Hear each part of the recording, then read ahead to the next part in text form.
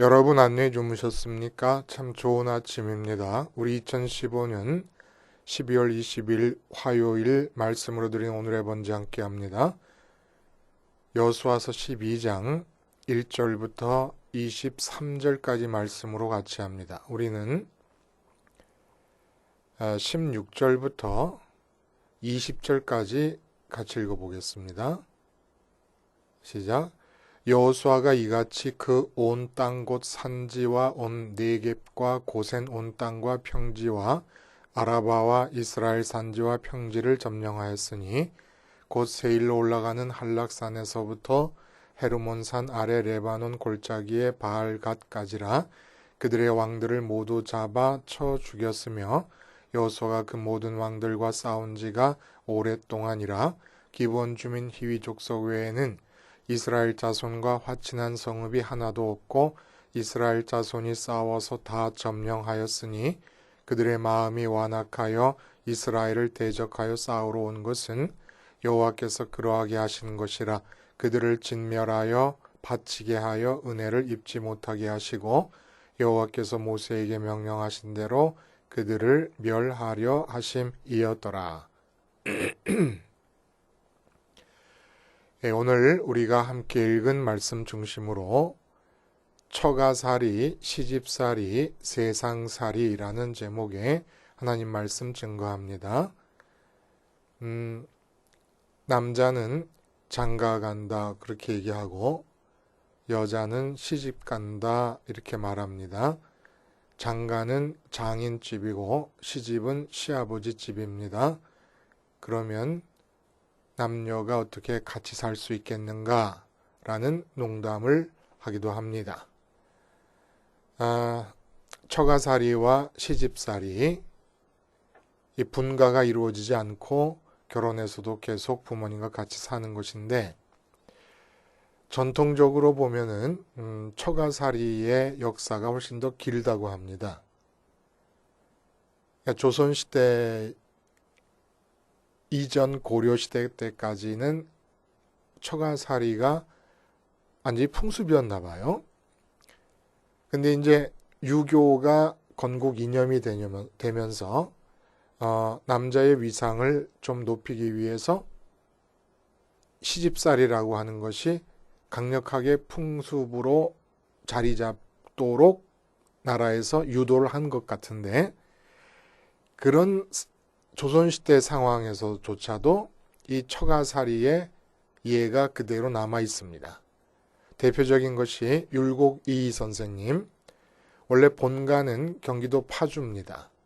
그런데 어머니 신사임당이 강릉 분이세요. 그 강릉에 지금 아주 그 유명한 유적지가 되어 있는 오죽헌이라고 하는 곳이 있는데, 이 오죽헌이 신사임당에 태어난 집입니다. 율곡 이희 선생님이 이곳에서 태어나고 이곳에서 자라셨다고 그래요.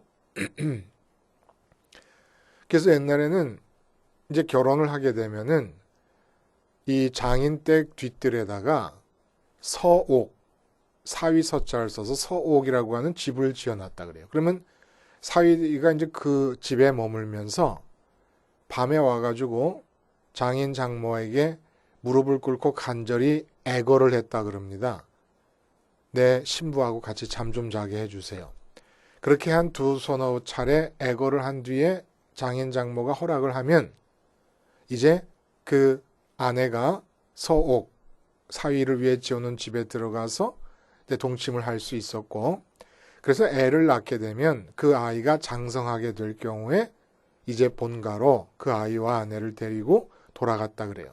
성경에서도 모세도 이렇게 처가살이를 하고 야곱도 그러잖아요. 야곱도 똑같습니다. 아이들이 다 장성한 뒤에 본가로 돌아오게 되는 것은 야곱도 똑같은 그런 경우를 볼 수 있어요.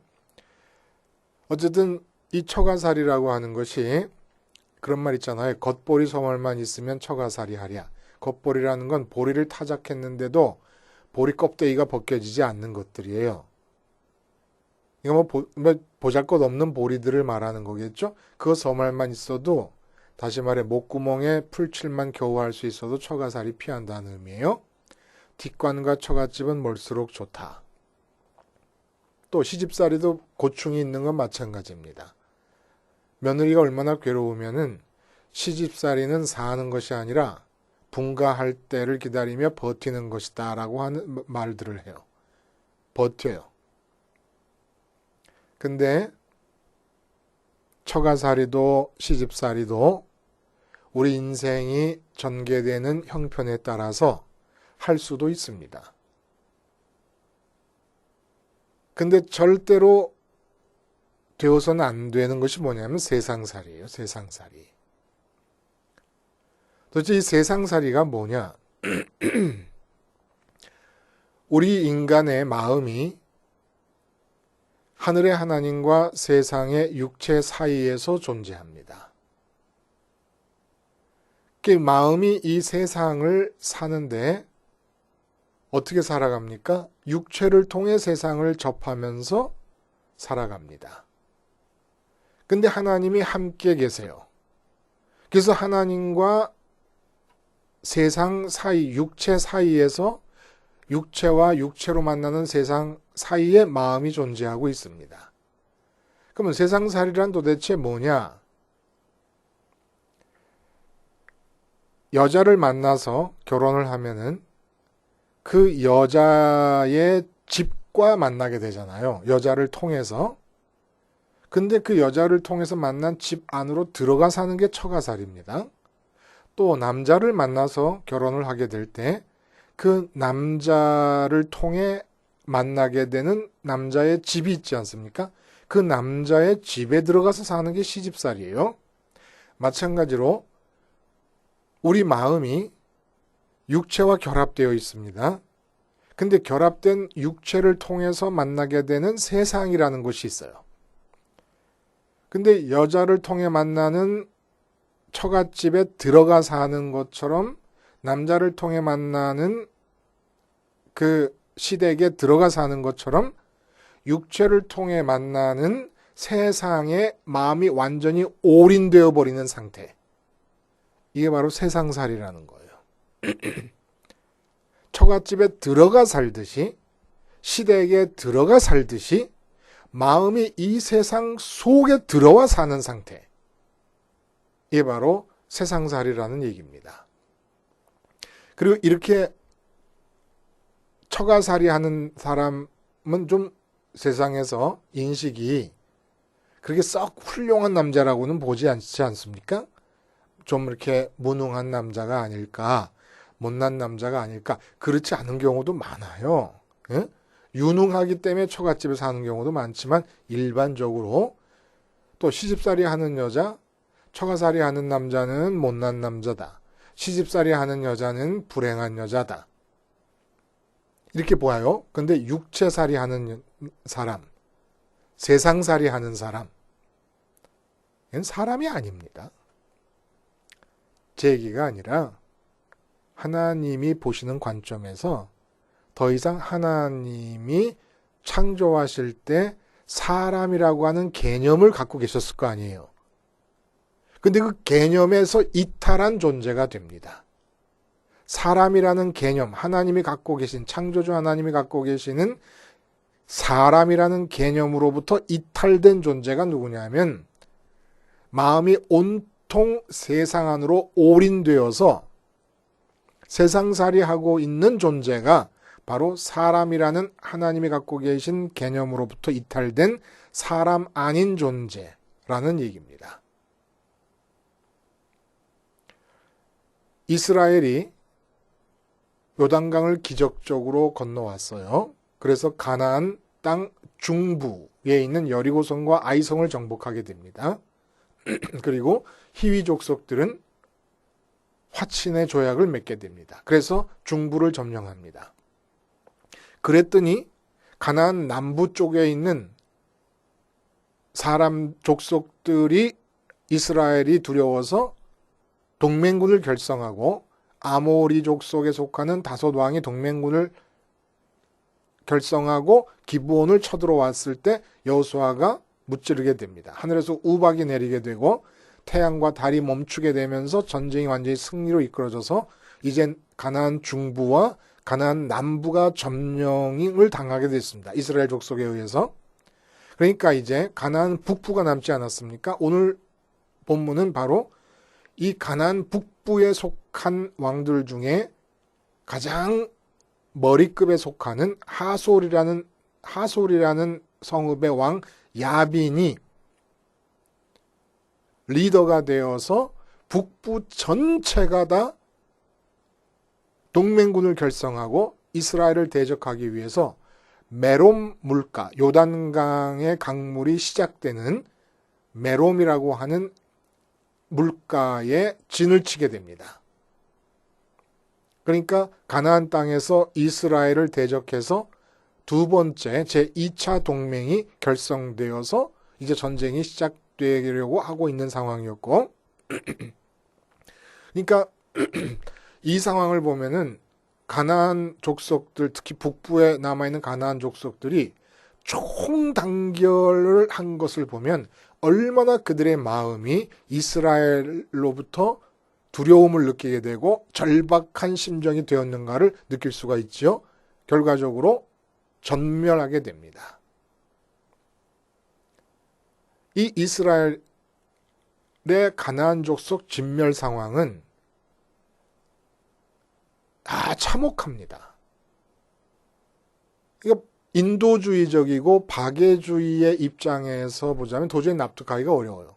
또 만민평등이라든지 인간 존엄성 등의 이 절대적인 가치들, 이런 것들이 전혀 고려되지 않고 있습니다.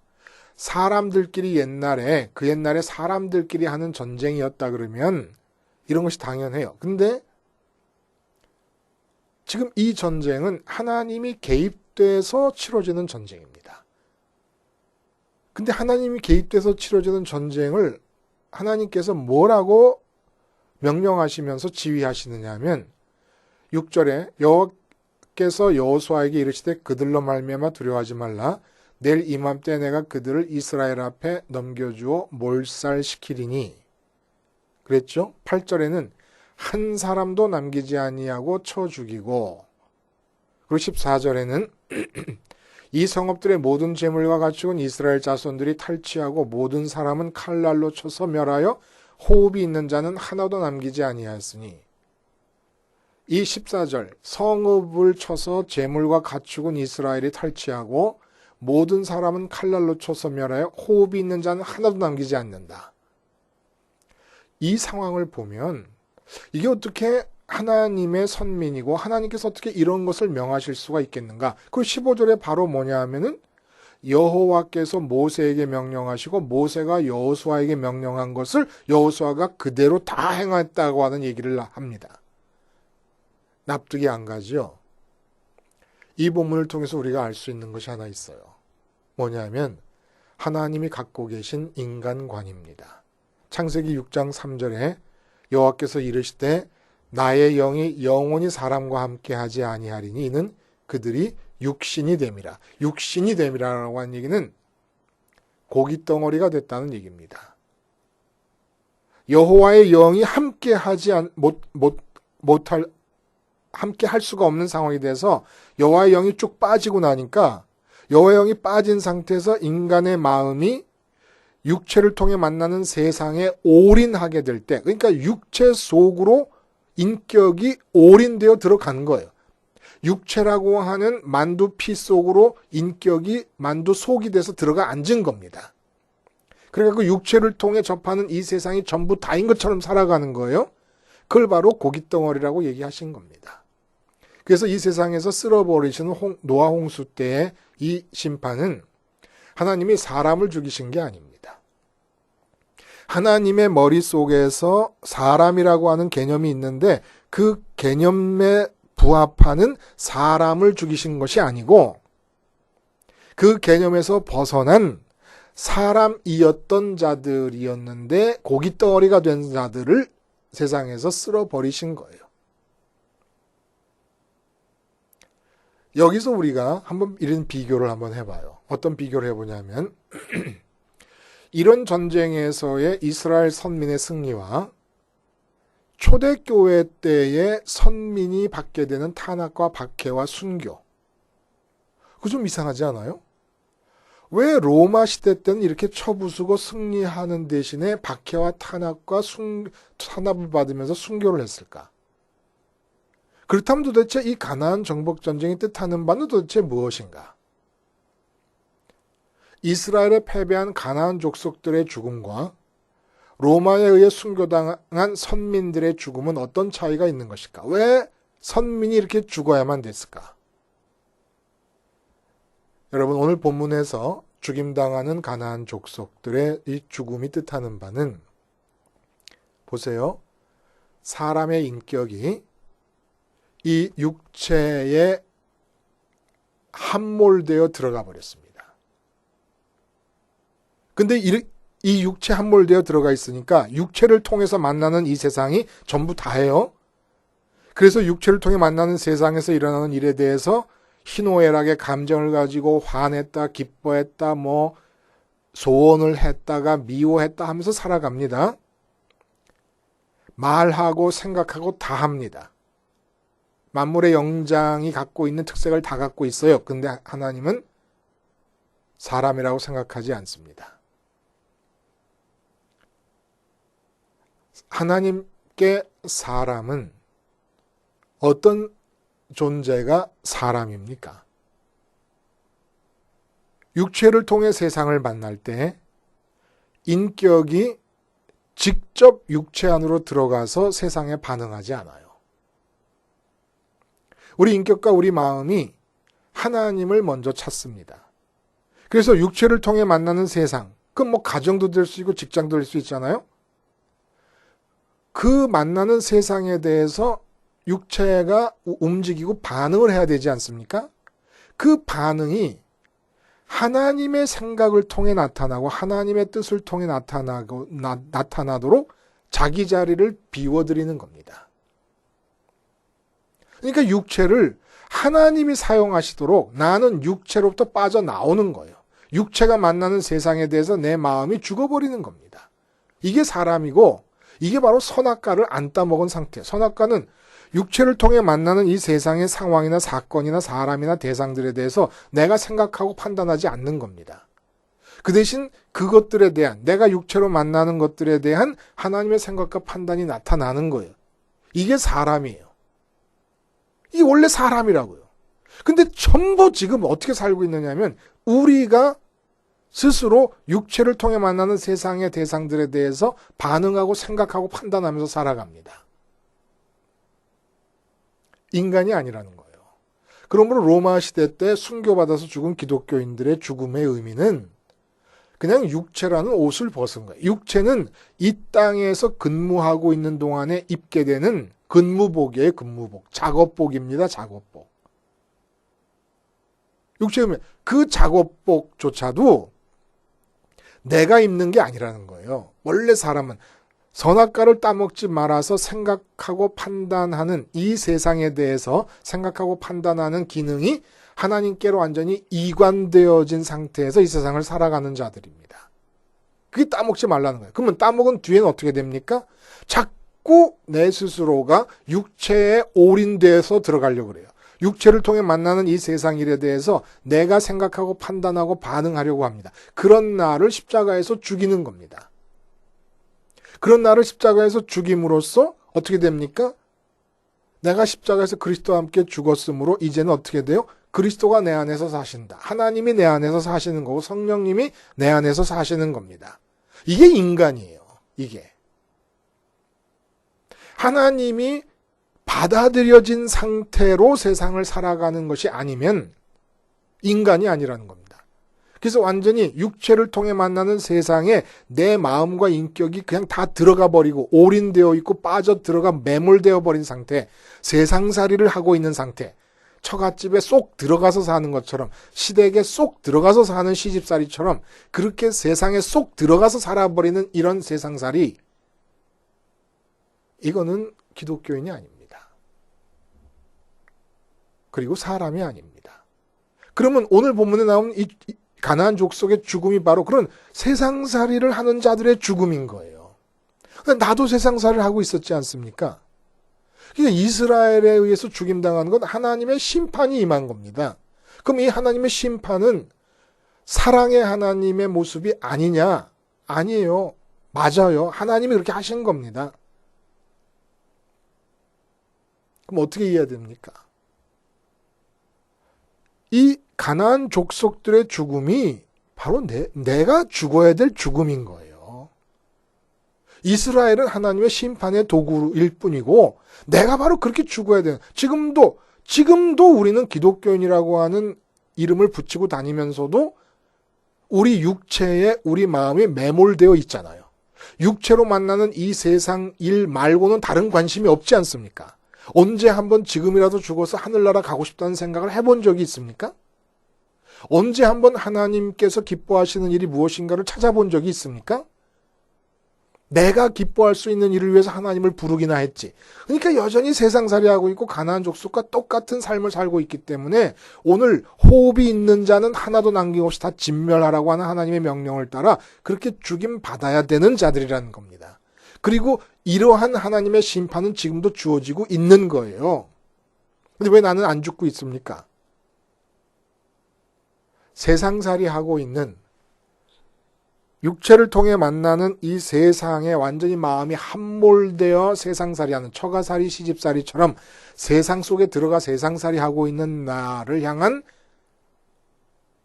하나님의 심판은 주어지고 있고, 그 나의 죽음을 주님이 십자가에서 죽으신 겁니다. 그러니까 이 메롬 물가에 모인 가나안 족속의 연합군의 수가 만약에 50만 명이라 그러면 그 50만 명의 죽음과 같은 죽음이 지금도 일어나야 돼요. 그러니까 70억 인구면 70억이 다 죽어야 되지 않겠습니까? 거의 다. 다 세상살이 하고 있지 않겠습니까? 시집살이처럼, 처가살이처럼 마음이 완전히 세상 속에 쏙 들어가서 살고 있는 거 아닙니까? 하나님의 이름을 불러도 석가모니의 이름을 불러도 누구의 이름을 불러도 다 똑같아져. 다 똑같아져. 그 70억 인구의 죽음이 주님의 십자가에서 이루어진 거예요.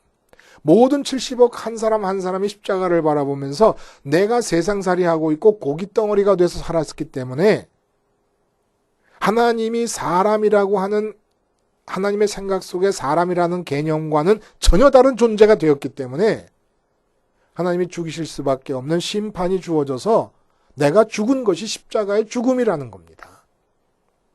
그 이야기를 오늘 본문이 해주는 거예요.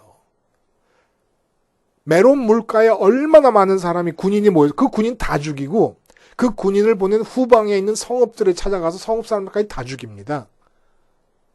근데 그 죽임이 십자가에서 다 이루어지는 거예요. 내가 세상살이하여 오늘도 나는 육체를 통해서 만나는 세상, 그것이 가정이든 직장이든 사회든 시장이든 학교든 어느 곳이든지 간에 내 마음이 반응하려고 할 겁니다.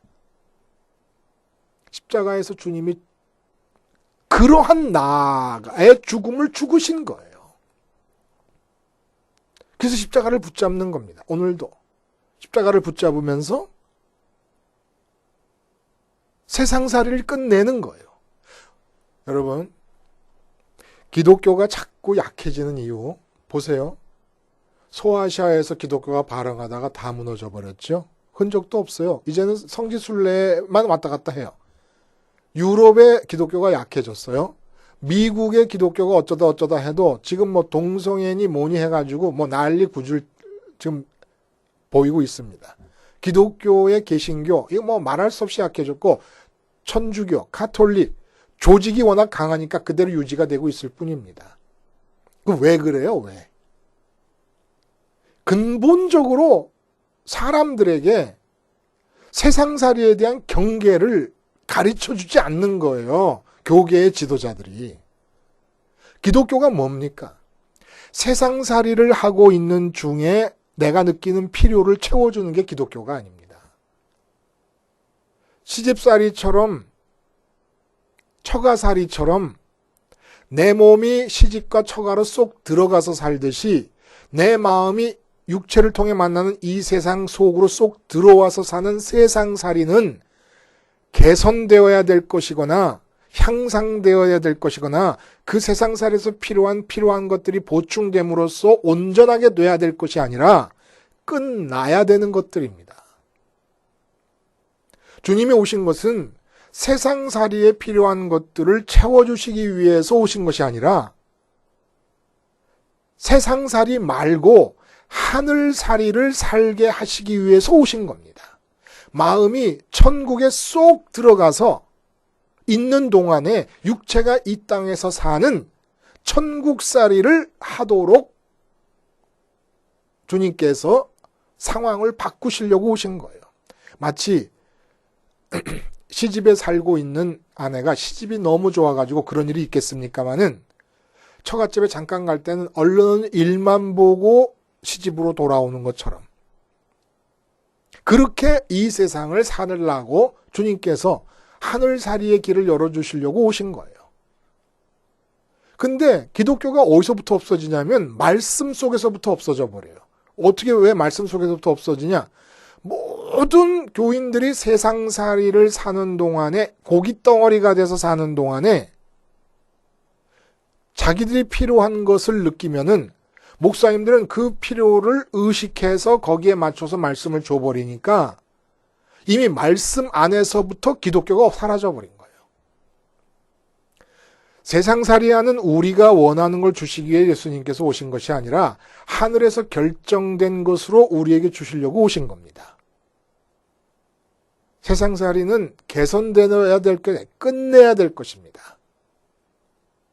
마음이 세상 속에 폭 빠져서 올인되어서 살고 있는 나. 그 속에서 하나님의 이름을 부르고 예수님의 이름을 부르는 것. 하나님의 이름을 망령태 일컫는 것이고 하나님의 이름이 거룩히 여김을 받지 못하고 있는 상태인 것입니다. 그래도 살려두시는 이유는 그냥 내가 괜찮아 살려두시는 게 아니라 아니요. 심판이 임하고 죽이고 있는 거예요. 하나님은. 그런 고깃덩어리들을 계속 죽입니다. 근데 그 죽음을 주님께서 죽으시는 거예요. 그러니까 주님 바라보면서 고깃덩어리로 세상살이 하던 내가 죽었다고 고백을 하면서 하늘살이의 길로 나아가서 진짜 축복이 뭔지, 진짜 복되게 사는 게 뭔지를 우리가 날마다 체험할 수 있게 되기를 바랍니다. 기도하시겠습니다. 하나님 아버지, 주님 십자가에서 죽으심이 나의 세상살이로 사는 고깃덩어리 인격의 죽음인 것을 언제나 잊지 않고 깨닫고 받아들임으로써 어느 곳에 가든지 어떤 처지에 처하든지 내 삶에서 하늘살이의 삶이 펼쳐질 수 있게 하여 주시옵소서. 예수님의 이름으로 기도하옵나이다. 아멘.